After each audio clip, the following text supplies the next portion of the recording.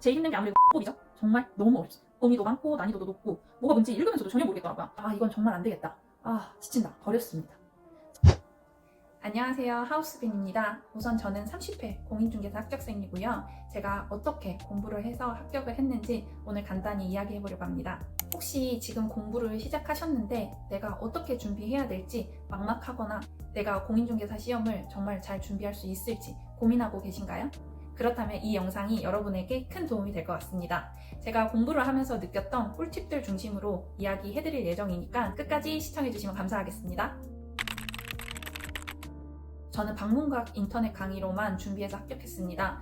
그 당시 때 공인중개사 시험은 방문각이 제일 유명하다라는 이야기가 많았어서 큰 고민 없이 방문각을 하기도 했고요. 사실은 저희 아버지가 공인중개사 시험을 보기 위해 1년 수강권을 끊었는데 회사 다니며 준비하시다 보니 너무 힘드시다며 저한테 혹시 할 생각 있냐 하면서 어떻게 보면 좀 떠넘기듯이 공부를 하기 시작했는데요. 저한테는 정말 잘 맞았습니다. 그때 당시에는 수강 선생님들도 많았고요. 테스트 강의가 있기 때문에 제가 보면서 이 강의 선생님이 나와 잘 맞는지 몇 개 시청하면서 결정할 수 있었거든요. 다행히 제가 준비하는 모든 과목 속에서 저와 잘 맞는 강의 선생님들이 있었기 때문에 잘 준비할 수 있었습니다. 학원을 다니시는 분들도 물론 많고 스터디도 만들어서 하시는 분도 많은데 제 생각에는 강의만으로도 충분하지 않나 생각됩니다. 오히려 공부했던 거 다시 재반복하면서 들을 수 있는 장점도 있고 또 공부라는 게 사실 스터디보다는 결국 혼자 그거를 뚫고 해내야 되거든요. 그렇기 때문에 저는 인터넷 강의로도 충분한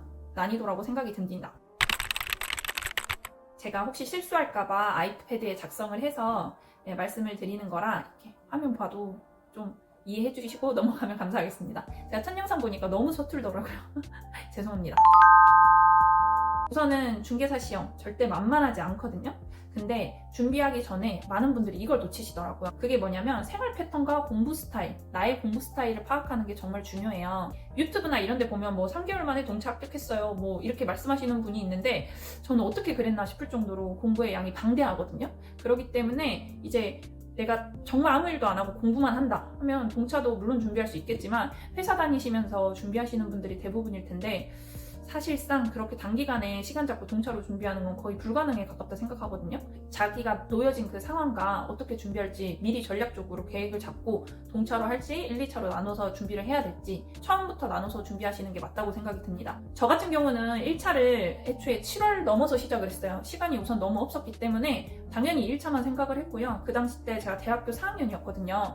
대학교 졸업 준비도 같이 하면서 준비를 하는 거였기 때문에 시간이 진짜 너무너무 없었어요. 그냥 바로 1차만 준비를 했고 다행히 그 해에 1차를 붙게 돼서 2차는 좀 여유롭게 준비를 했던 것 같습니다. 근데 오히려 합격하고 나서 보니까 다른 중개사분들이랑 이야기를 할 때 많이들 하시는 얘기가 처음에 무턱대고 동차로 준비했는데 다시 이제 불합격이 돼서 1차 때부터 다시 준비하고 2차부터 나눠서 준비하니까 시간이 더 걸렸다는 분들도 정말 많았어요. 그렇기 때문에 이제 본인의 상황을 잘 인지하시고 준비하시는 게 더 전략적이지 않나 생각합니다.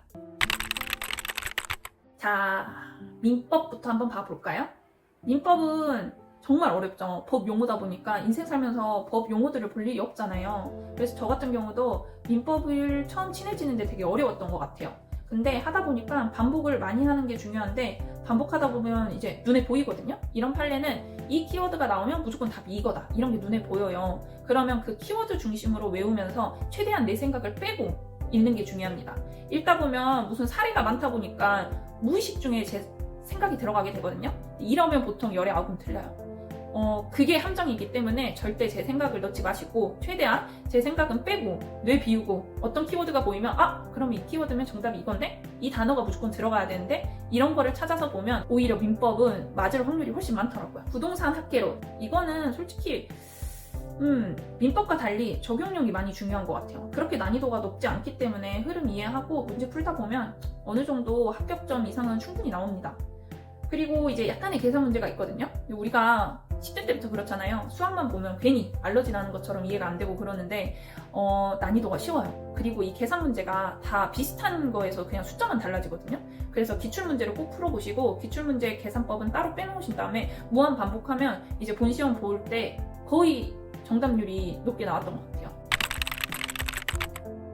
그리고 2차 보면 제일 힘든 게 아무래도 공법이죠. 정말 너무 어렵습니다. 제가 공법 때문에 2차를 너무 포기하고 싶었거든요. 범위도 많고 난이도도 높고 뭐가 뭔지 읽으면서도 전혀 모르겠더라고요.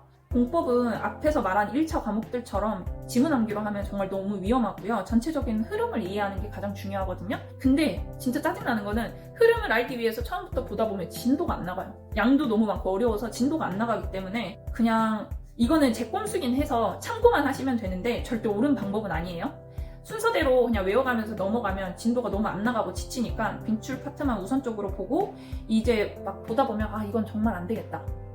지친다. 이런 과목이 있으면 그냥 저는 그 파트는 버렸습니다. 차라리 다른 파트에서 정확히 맞추자라는 마인드로 너무 지쳐서 어려운 거는 아예 안 보고 넘어갔거든요. 문제라는 게 사실 골고루 배치해서 내잖아요. 어떤 파트만 집중적으로 문제 양을 늘리진 않고 전체적으로 파트 분배가 되어 있기 때문에 그 안에서 문제가 나와요. 그래서 시험을 볼 때 어차피 내가 모르는 파트 분야 나왔네? 그냥 찍고 넘어가. 그리고 내가 아는 파트만 나왔네? 이거는 꼭 맞추자. 이 마인드로 해서 시간이 남으면 그때 이제 내가 넘겼던 파트를 보면서 맞추면 좋고 틀리면 뭐 어쩔 수 없고 내가 안 한 거니까 이런 마인드로 했거든요. 그러니까 오히려 시험 때 시험 시간이 부족하지도 않았고 다행히 합격 점수가 나왔습니다. 그리고 이제 공시법, 세법 이거는 어쩔 수 없어요. 그냥 암기입니다. 기출문제 달달 외우고 무한 반복하면 되거든요. 그리고 공법처럼 너무 안 외워지는 숫자가 있으면 그냥 버려도 되는 것 같아요. 두 과목이 하나로 나오는 거기 때문에 여기 파트 비율은 훨씬 더 낮습니다. 그리고 이제 중개사 법령 같은 경우에는 제 생각에는 점수 올리기 가장 쉬웠었던 것 같아요. 그때 정말 단순 암기 과목이다 보니까 오답 노트를 따로 만들어서 왜 틀렸는지 내가 어떤 걸 놓쳤는지 복습하시고 차라리 안 외워지는 부분은 이해하려 하지 말고 종이에 깜지 쓰면서 그냥 달달 외우는 게 정답이었습니다. 그리고 제가 정말 중요하다고 생각한 게 바로 공부 루틴이랑 흐름이거든요. 처음에 말씀드렸던 내 공부를 어떻게 할지 전략적으로 준비하자고 말씀드렸잖아요. 우선은 그 안에서도 흐름이 있는 것 같아요. 전반적으로 양이 많은 시험이지 난이도가 어려운 시험은 아니거든요. 이 말은 무슨 말이냐면 이제 쉽게 말해서 내 머리가 똑똑해서 붙는 시험은 아니고 엉덩이 싸움? 소위 말해서 얼마나 누가 더 오래 앉아 있었냐 이 싸움인 것 같더라고요. 양이 많기 때문에 처음에 진도 나가는 게 더딜 수 있어요. 그랬을 때는 이제 한 파트 완벽히 이해하고 넘어간다라는 마인드보다 그냥 소설책 읽듯이 쭉 넘어가세요. 쭉 읽고 차라리 다독을 하는 게 훨씬 이해하는 데 좋더라고요. 처음에는 이해가 안 돼서 넘어갔던 파트들이 그 다음 읽을 때는 더 눈에 들어오고 정말 뭔 말인지 몰랐는데 이게 이래서 이랬구나 라는 게 이렇게 머리에 들어오거든요. 그래야 전반적인 흐름을 이해하는 데 훨씬 더 빠르니까 결론적으로는 다독을 하면서 전체적인 흐름을 파악을 하고 그 다음에 시험 기준으로 3달 전? 너무 일찍 문제를 풀면 오히려 이해하는 데 어렵고요. 한 3달 전 때부터 이제 슬슬 문제를 풀어보면서 내가 이해한 분야가 어떻게 문제로 나오는지를 파악하면 좋습니다. 그리고 시험 보기 한 달 전, 그때가 제일 중요해요. 저는 한 달 전에는 더 이상 공부를 이해하려고 노력하지 않았어요. 한 달 전부터는 시험 보는 시간에 딱 맞춰서 도서관에서 시험 준비를 똑같이 했습니다. 실전처럼 시간 재면서 시험을 똑같이 봤고요. 점심시간도 일부러 맞춰서 점심을 먹었고 그 루트를 한 달 동안 계속 무한 반복했습니다. 그렇게 무한 반복하고 시험 전날까지도 똑같이 반복을 했거든요. 그러고 시험장에 갔더니 시험 보는 것 같지가 않아요. 그냥 처음 가는 데 도서관이다 라는 생각으로 시험을 보기 때문에 더욱 긴장이 되질 않더라고요. 오늘은 여기까지고요. 제가 드린 팁이 여러분께 조금이라도 도움이 됐다고 하시면 다행이라고 생각합니다. 그리고 혹시 제가 말씀드리지 못한 내용 중에서 궁금하거나 별개로 또 질문하고 싶은 게 있으시다고 하면 자유롭게 댓글 남겨주시면 다음 영상 또는 대댓글로 제가 최대한 대답을 해드리려고 노력하겠습니다. 오늘 영상이 도움됐다면 좋아요, 구독 부탁드리고요. 알람까지 해주면 정말 감사합니다. 그럼 우리는 다음 영상에서 만나요. 지금까지 하우스빈이었습니다.